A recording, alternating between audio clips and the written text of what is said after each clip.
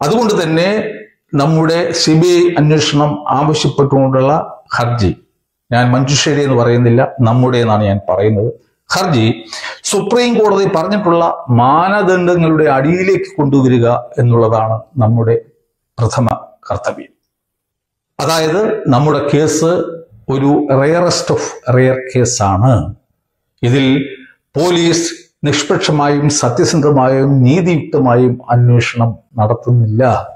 സർക്കാർ സംവിധാനത്തിലെ ഉന്നത ആൾക്കാർ ഇടപെട്ട ഒരു കേസാണ് എന്നതിനാൽ ഈ കേസ് അട്ടിമറിക്കപ്പെടാൻ സാധ്യതയുണ്ട് എന്ന് നമ്മൾ വസ്തുനിഷ്ഠമായിട്ട് ഈ കോടതി മുമ്പാകെ തെളിയിക്കണം.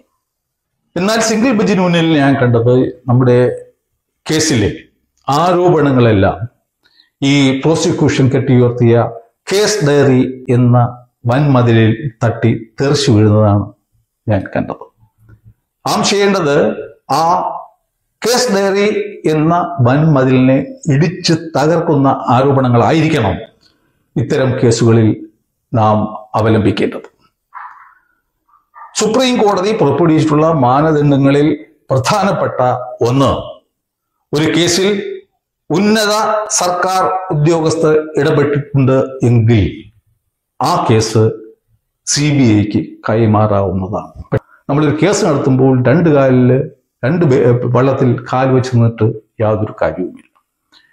നമ്മൾ ഈ അരുൺ K. വിജയനെ രക്ഷിക്കണം എന്നാണ് നമ്മുടെ ആഗ്രഹം എങ്കിൽ നമ്മളുടെ CBI അന്വേഷണ ആവശ്യം നിരാകരിക്കപ്പെടും. അതല്ല, അവനെ കൂടി ഈ കേസിൽ കുടുക്കിയാൽ നമ്മുടെ CBI അന്വേഷണ ആവശ്യം കോടതി അംഗീകരിക്കും. ഞാൻ നേരത്തെ പറഞ്ഞതുപോലെ ഉന്നത സർക്കാർ ഉദ്യോഗസ്ഥർ ഇടപെട്ട കേസുകളാണെങ്കിൽ അത്തരം കേസുകൾ CBIക്ക് കൈമാറാവുന്നതാണ് എന്ന് ബഹുമാനപ്പെട്ട സുപ്രീം കോടതി ആവർത്തിച്ച് പറഞ്ഞിട്ടുണ്ട്. നമസ്കാരം. ദുരൂഹ സാഹചര്യത്തിൽ കണ്ണൂരിൽ കൊല ചെയ്യപ്പെട്ട അഥവാ മരണപ്പെട്ട ADM നവീൻ ബാബുവിന്റെ മരണത്തിന്റെ ദുരൂഹതകൾ അന്വേഷിക്കണമെന്നാവശ്യപ്പെട്ടുകൊണ്ട് ADMന്റെ ഭാര്യ മഞ്ജുഷ ബഹുമാനപ്പെട്ട ഹൈക്കോടതിയുടെ സിംഗിൾ ബെഞ്ചിൽ ഒരു ഹർജി നൽകിയിട്ടുണ്ടായിരുന്നു. കൗസർ എടപ്പകത്ത് എന്ന സിംഗിൾ ബെഞ്ച് ജഡ്ജി ആ ഹർജി നിഷ്കരണം തള്ളുകയായിരുന്നു. ഈ കേസിൽ CBI അന്വേഷണം ആവശ്യമില്ല എന്ന സർക്കാരിന്റെ നിലപാട് തന്നെയാണ് കൗസർ എടപ്പകത്ത് എന്ന ജഡ്ജി എടുത്തത്. എന്നാൽ പിന്നീട് ADMന്റെ ഭാര്യയായ മഞ്ജുഷ ഹൈക്കോടതിയുടെ ഡിവിഷൻ ബെഞ്ചിൽ തന്നെ ഒരു ഹർജി സമർപ്പിക്കുകയുണ്ടായി. തന്റെ ഭർത്താവിന്റെ ദുരൂഹ മരണത്തിൽ സംശയങ്ങളേറെയാണ്, അദ്ദേഹത്തെ കൊലപ്പെടുത്തിയതിനു ശേഷം കെട്ടിത്തൂക്കിയതാണ് എന്നാണ് തങ്ങളുടെ ബലമായ സംശയം. അതിലേക്ക് വഴിതെളിക്കുന്ന പല സംഭവങ്ങളും ഹർജിയിൽ വിശദമായി തന്നെ സൂചിപ്പിച്ചിട്ടുണ്ട്. എന്നാൽ ഡിവിഷൻ ബെഞ്ചിൽ മഞ്ജുഷയ്ക്ക് വേണ്ടി ഹാജരായ ശ്രീകുമാർ എന്ന അഭിഭാഷകൻ മഞ്ജുഷയുടെ താല്പര്യങ്ങൾക്കുപരിയായി CBI അന്വേഷണം എന്ന താല്പര്യത്തിനുപരി ക്രൈംബ്രാഞ്ച് അന്വേഷണമായാലും മതി എന്നുള്ള ഒരു രീതിയിലാണ് അവിടെ വാദങ്ങൾ നടത്തിയത്. ഇതിനെതിരെ മഞ്ജുഷ ശക്തമായി പ്രതികരിക്കുകയും അടുത്ത ദിവസം തന്നെ ഹൈക്കോടതിയിൽ ഞങ്ങളുടെ വാദം കേൾക്കണം, ഞങ്ങളെ ഒന്നുകൂടി കേൾക്കണം എന്നാവശ്യപ്പെടുകയും വാദം പൂർത്തിയായി വിധി പറയാൻ മാറ്റിവെച്ച ഈ കേസിൽ ഡിവിഷൻ ബെഞ്ച് വീണ്ടും മഞ്ജുഷയുടെ വാദം കേൾക്കുകയും ഹൈക്കോടതിയിലെ മുതിർന്ന അഭിഭാഷകനായ രാംകുമാർ തന്നെയാണ് ഇത്തരത്തിൽ ഒരു ഹർജി അവിടെ സമർപ്പിച്ചതും. എന്നാൽ ഇപ്പോൾ വാദം കേട്ടതിന് ശേഷം ഹൈക്കോടതി ഡിവിഷൻ ബെഞ്ച് ഇതിൽ CBI അന്വേഷണം വേണമോ വേണ്ടയോ എന്ന് വിധി പറയുന്നതിന് വേണ്ടി മാറ്റിവെച്ചിരിക്കുന്ന സാഹചര്യത്തിൽ സാമൂഹ്യ പ്രവർത്തകനായ ദേവൻ സ്റ്റാലിൻ എന്ന് പറയുന്ന ഒരു ആൾ, നിയമവിദഗ്ധൻ കൂടിയാണ് അദ്ദേഹം, കോടതിയിൽ എങ്ങനെയാണ് ADM നവീൻ ബാബുവിന്റെ ദുരൂഹ മരണം അന്വേഷിക്കുന്നതിന് വേണ്ടി CBI അന്വേഷണം അനുവദിച്ച് കിട്ടുവാനുള്ള സാധ്യത, അതിന് ഏതൊക്കെ വാദങ്ങളാണ് മുന്നോട്ട് വയ്ക്കേണ്ടത് എന്ന് കൃത്യമായി തന്നെ നിയമത്തെ ഇഴകീറി പരിശോധിച്ചുകൊണ്ട് അദ്ദേഹം ചില നിർദ്ദേശങ്ങൾ മുന്നോട്ട് വയ്ക്കുന്നു.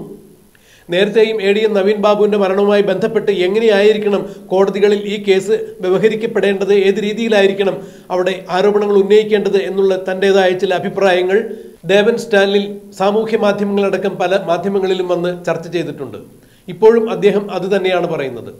സുപ്രീം കോടതിയുടെ പ്രഖ്യാപിത നയമനുസരിച്ച് ഒരു കേസ് CBIക്ക് വിടണം എന്നുണ്ടെങ്കിൽ അതിൽ ഒരു കാര്യം പ്രത്യേകം എടുത്തു പറഞ്ഞിരിക്കുന്നു. കേസിനാസ്പദമായ സംഭവം നടക്കുമ്പോൾ ഈ സംഭവത്തിൽ സർക്കാരിന്റെ ഉന്നത ഉദ്യോഗസ്ഥരാരെങ്കിലും ഇടപെട്ടിട്ടുണ്ട്, ബന്ധപ്പെട്ടിട്ടുണ്ട് എന്നുണ്ടെങ്കിൽ തീർച്ചയായും ഈ കേസ് CBIക്ക് വിടാം എന്ന് തന്നെയാണ് സുപ്രീം കോടതിയുടെ നിയമസംഹിതയിൽ ഉള്ളത് എന്ന് സ്റ്റാലിൻ ദേവൻ പറയുമ്പോൾ, കണ്ണൂർ ADM-ആയ നവീൻ ബാബു ആത്മഹത്യയിലേക്ക് തള്ളിവിട്ടത് മുൻ കണ്ണൂർ ജില്ലാ പഞ്ചായത്ത് പ്രസിഡന്റായിരുന്ന PP ദിവ്യയാണ്. കണ്ണൂരിലെ സാരിയുടുത്ത പിണറായി എന്ന് വിശേഷിപ്പിക്കപ്പെടുന്ന CPM-ന്റെ സമുന്നത നേതാവായ PP ദിവ്യയും കണ്ണൂർ കളക്ടറായ അരുൺ വിജയനും തമ്മിലുണ്ടായ അവിശുദ്ധ ബന്ധത്തിന്റെ കൂട്ടുകെട്ടിൽ തന്നെയാണ് നവീൻ ബാബുവിനെ പൊതുവേദിയിൽ വെച്ച് ആക്ഷേപിച്ച് അദ്ദേഹത്തെ ആത്മഹത്യയിലേക്കോ മരണത്തിലേക്കോ തള്ളിവിട്ടത് എന്ന വാദത്തിന് കൂടുതൽ പ്രാമുഖ്യം നൽകിക്കൊണ്ട് വേണം ഹൈക്കോടതിയിൽ ഈ കേസ് വാദിക്കാൻ എന്നാണ് ഇപ്പോൾ സ്റ്റാലിൻ ദേവൻ പറയുന്നത്. സർക്കാർ ഉന്നത ഉദ്യോഗസ്ഥർ ആരെങ്കിലും കേസിൽ ഉൾപ്പെട്ടിട്ടുണ്ടെങ്കിൽ തീർച്ചയായും CBIക്ക് വിടാം എന്നുള്ള CBIയുടെ നിയമസംഹിത അനുസരിച്ചുകൊണ്ട് തന്നെയാണ് സ്റ്റാലിൻ ദേവൻ ഇത്തരത്തിലൊരു കാര്യം എടുത്തു പറയുന്നത്. കണ്ണൂർ കളക്ടറായ അരുൺ വിജയ് സർക്കാരിന്റെ വലിയ ഉദ്യോഗസ്ഥൻ തന്നെയാണ്. മാത്രമല്ല IAS ലോബിയുടെ ഒരു ഭാഗം കൂടിയായ അരുൺ വിജയനും IAS ലോബിയും ചേർന്ന് ഈ കേസിന് വഴിതിരിച്ചുവിടാൻ സാധ്യതയുണ്ട് എന്നതിനാൽ തന്നെ സർക്കാരിലെ ഉദ്യോഗസ്ഥരുടെ ഉന്നത തലങ്ങളിലുള്ള ഇടപെടലുകൾ ഈ കേസിൽ ഉണ്ടായിട്ടുണ്ട് എന്ന് ബഹുമാനപ്പെട്ട ഹൈക്കോടതിയുടെ ഡിവിഷൻ ബെഞ്ചിൽ വാദിച്ച് ഈ കാര്യം ഹൈക്കോടതിയെ ബോധ്യപ്പെടുത്താൻ സാധിച്ചു കഴിഞ്ഞാൽ തീർച്ചയായും ഡിവിഷൻ ബെഞ്ച് നവീൻ ബാബുവിന്റെ മരണത്തിന്റെ ദുരൂഹതകൾ അന്വേഷിക്കുന്നതിന് CBI അന്വേഷണം ഏർപ്പെടുത്തും എന്ന് തന്നെയാണ് ദേവൻ സ്റ്റാലിൻ പ്രതീക്ഷിക്കുന്നതും ഇത് തന്നെയാണ്.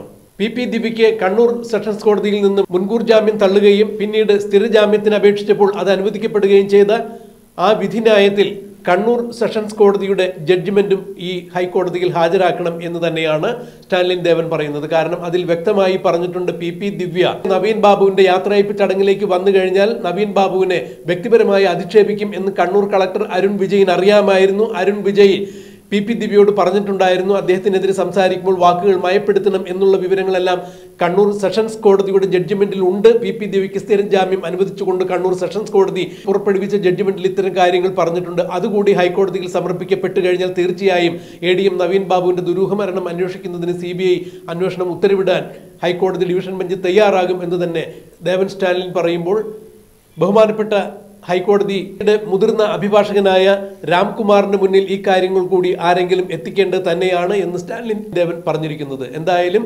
ADM നവീൻ ബാബുവിന്റെ മരണത്തിന്റെ ദുരൂഹതകൾ അന്വേഷിക്കുന്നതിന് ഇത്തരം കാര്യങ്ങൾ കോടതിയിൽ ബോധ്യപ്പെടുത്താൻ സാധിച്ചു കഴിഞ്ഞാൽ CBI അന്വേഷണം കോടതി അനുവദിക്കും എന്ന് തന്നെ സ്റ്റാലിൻ ദേവൻ പറയുന്നു. എന്താണ് ഈ വിഷയത്തിൽ നടക്കുക എന്നത് നമുക്ക് കണ്ടറിയാം, കാത്തിരിക്കാം. ആദ്യമായിട്ട് അറിയിച്ചത് ഞാനാണെന്നും ഇവിടെ ഞാനൊരു അവകാശവാദം തന്നെ ഉന്നയിക്കുകയാണ്. കാരണം ഞാൻ ഈ കേസ് നിരന്തരമായി പഠിച്ചു വരികയാണ്. അതിൽ ഞാൻ കണ്ടെത്തുന്ന വിവരങ്ങൾ ജനങ്ങളെ അറിയിക്കണം എന്നുള്ളത് മാത്രമാണ് എൻ്റെ ആഗ്രഹം. ഞാൻ കോടതിയുടെ മുന്നിലുള്ള കാര്യങ്ങൾ വസ്തുനിഷ്ഠമായി പറഞ്ഞു എന്ന് മാത്രമേ ഉള്ളൂ. മഞ്ജുഷയ്ക്കും കുടുംബത്തിനും നീതി ലഭിക്കണമെന്നും അങ്ങനെ നീതി ലഭിച്ചു എന്ന് ജനങ്ങൾ വിശ്വസിക്കണം എന്നും അവരുടെ കേസ് നല്ല രീതിയിൽ തന്നെ ഭാവിയിലും നടക്കണം എന്നും അവർക്ക് തുടർന്ന് അനാവശ്യമായ സാമ്പത്തിക നഷ്ടങ്ങൾ ഉണ്ടാകാൻ പാടില്ല എന്നും ആഗ്രഹിച്ചിട്ടാണ് ഞാൻ കഴിഞ്ഞ വീഡിയോയിൽ അങ്ങനെ ഒരു ഉപദേശം നൽകിയത്. ഞാൻ കഴിഞ്ഞ വീഡിയോയിൽ പറഞ്ഞതുപോലെ ഒരു CBI അന്വേഷണം അനുവദിക്കുന്ന കാര്യത്തിൽ കർശനമായ മാർഗനിർദ്ദേശങ്ങളാണ് ബഹുമാനപ്പെട്ട സുപ്രീം കോടതി ഹൈക്കോടതികൾക്ക് നൽകിയിട്ടുള്ളത്. അതുകൊണ്ട് തന്നെ നമ്മുടെ CBI അന്വേഷണം ആവശ്യപ്പെട്ടുകൊണ്ടുള്ള ഹർജി, ഞാൻ മഞ്ജുഷയുടെ എന്ന് പറയുന്നില്ല, നമ്മുടെ എന്നാണ് ഞാൻ പറയുന്നത്, ഹർജി സുപ്രീം കോടതി പറഞ്ഞിട്ടുള്ള മാനദണ്ഡങ്ങളുടെ അടിയിലേക്ക് കൊണ്ടുവരിക എന്നുള്ളതാണ് നമ്മുടെ പ്രഥമ കർത്തവ്യം. അതായത് നമ്മുടെ കേസ് ഒരു റെയറസ്റ്റ് ഓഫ് റെയർ കേസാണ്. ഇതിൽ പോലീസ് നിഷ്പക്ഷമായും സത്യസന്ധമായും നീതിയുക്തമായും അന്വേഷണം നടത്തുന്നില്ല. സർക്കാർ സംവിധാനത്തിലെ ഉന്നത ആൾക്കാർ ഇടപെട്ട ഒരു കേസാണ് എന്നതിനാൽ ഈ കേസ് അട്ടിമറിക്കപ്പെടാൻ സാധ്യതയുണ്ട് എന്ന് നമ്മൾ വസ്തുനിഷ്ഠമായിട്ട് ഈ കോടതി മുമ്പാകെ തെളിയിക്കണം. എന്നാൽ സിംഗിൾ ബെഞ്ചിന് മുന്നിൽ ഞാൻ കണ്ടത് നമ്മുടെ കേസിലെ ആരോപണങ്ങളെല്ലാം ഈ പ്രോസിക്യൂഷൻ കെട്ടിയുയർത്തിയ കേസ് ഡയറി എന്ന വൻമതിലിൽ തട്ടി തെറിച്ചു വീഴുന്നതാണ് ഞാൻ കണ്ടത്. നാം ചെയ്യേണ്ടത് ആ കേസ് ഡയറി എന്ന വൻമതിലിനെ ഇടിച്ച് തകർക്കുന്ന ആരോപണങ്ങളായിരിക്കണം ഇത്തരം കേസുകളിൽ നാം അവലംബിക്കേണ്ടത്. സുപ്രീം കോടതി പുറപ്പെടുവിച്ചിട്ടുള്ള മാനദണ്ഡങ്ങളിൽ പ്രധാനപ്പെട്ട ഒന്ന്, ഒരു കേസിൽ ഉന്നത സർക്കാർ ഉദ്യോഗസ്ഥർ ഇടപെട്ടിട്ടുണ്ട് എങ്കിൽ ആ കേസ് CBIക്ക് കൈമാറാവുന്നതാണ്. അതുകൊണ്ട് തന്നെ ഇവിടെ ഈ ഡിവിഷൻ ബെഞ്ചിന് മുന്നിൽ ബഹുമാനപ്പെട്ട രാംകുമാർ സാർ ഉന്നയിക്കേണ്ട ഏറ്റവും അടിയന്തിരമായ ഒരു വാദം എന്ന് പറയുന്നത് ഈ ഡിസ്ട്രിക്ട് കളക്ടർ ഈ കേസിൽ പ്രതിയാകേണ്ട ആളാണ്.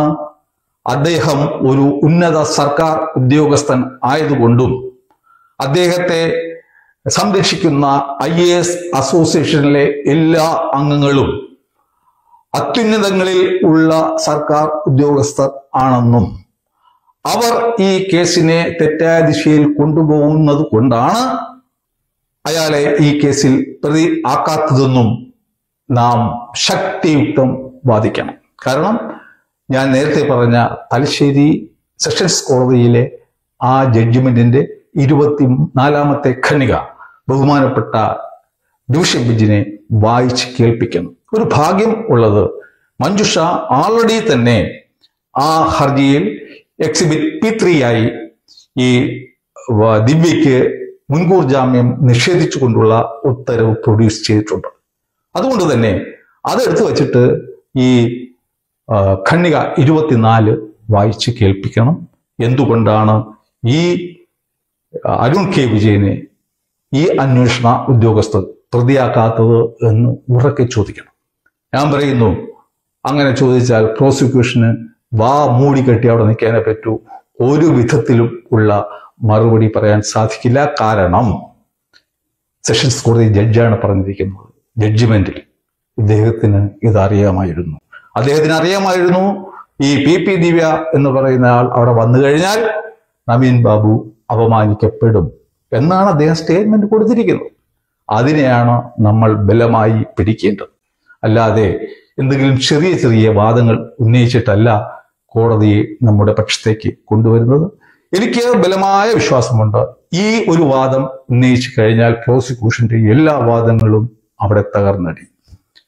നമ്മളൊരു കേസ് നടത്തുമ്പോൾ രണ്ട് വള്ളത്തിൽ കാൽ വെച്ച് നിന്നിട്ട് യാതൊരു കാര്യവുമില്ല. നമ്മൾ ഈ അരുൺ കെ വിജയനെ രക്ഷിക്കണം എന്നാണ് നമ്മുടെ ആഗ്രഹം എങ്കിൽ നമ്മളുടെ CBI അന്വേഷണ ആവശ്യം നിരാകരിക്കപ്പെടും. അതല്ല, അവനെ കൂടി ഈ കേസിൽ കുടുക്കിയാൽ നമ്മുടെ CBI അന്വേഷണ ആവശ്യം കോടതി അംഗീകരിക്കും. ഞാൻ നേരത്തെ പറഞ്ഞതുപോലെ ഉന്നത സർക്കാർ ഉദ്യോഗസ്ഥർ ഇടപെട്ട കേസുകളാണെങ്കിൽ അത്തരം കേസുകൾ CBIക്ക് കൈമാറാവുന്നതാണ് എന്ന് ബഹുമാനപ്പെട്ട സുപ്രീം കോടതി ആവർത്തിച്ച് പറഞ്ഞിട്ടുണ്ട്. അതിൽ ചില കേസുകളാണ് Rubabuddin versus state of Gujarat, KB Rajendran versus CBCID, Shankar Bose versus state of West Bengal എന്നിവ. അതിലെ വിധിന്യായങ്ങൾ നമുക്ക് ബഹുമാനപ്പെട്ട ഡിവിഷൻ ബെഞ്ചിന് മുന്നാകെ ഹാജരാക്കാവുന്നതാണ്.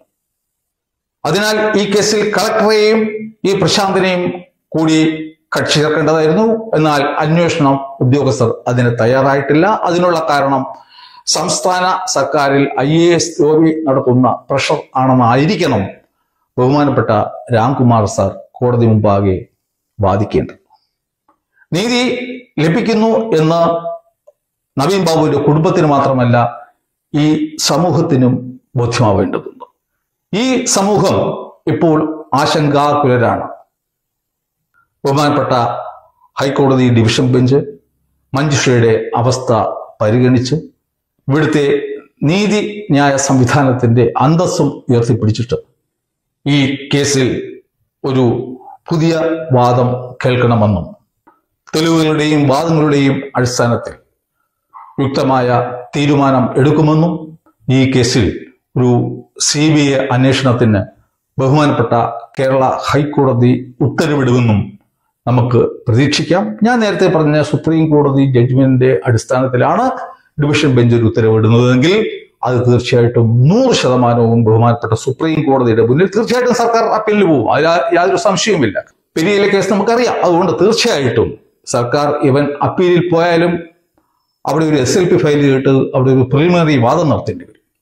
ആ അവസരത്തിൽ തന്നെ സുപ്രീം കോടതി ആ കേസ് തള്ളിക്കളയുകയാണെന്നുണ്ടെങ്കിൽ ഈ നമ്മുടെ മഞ്ജുഷയ്ക്ക് കൂടുതൽ പൈസ ഒന്നും ചെലവാകാതെ തന്നെ ഈ കേസിൽ ഒരു CBI അന്വേഷണം ലഭിക്കുന്നതായിരിക്കും എന്നാണ് എനിക്ക് നിങ്ങളോട് പറയാനുള്ളത്. അതുകൊണ്ട് എൻ്റെ അഭ്യർത്ഥന, ഈ ഒരു വീഡിയോ ദയവ് ചെയ്തിട്ട് നിങ്ങൾ മഞ്ജുഷയെയും അവരുടെ ബന്ധുക്കളെയും കൂടാതെ ഹൈക്കോടതിയിൽ പ്രാക്ടീസ് ചെയ്യുന്ന വക്കീലന്മാരൊക്കെ ഒരുപാട് പേര് കാണും.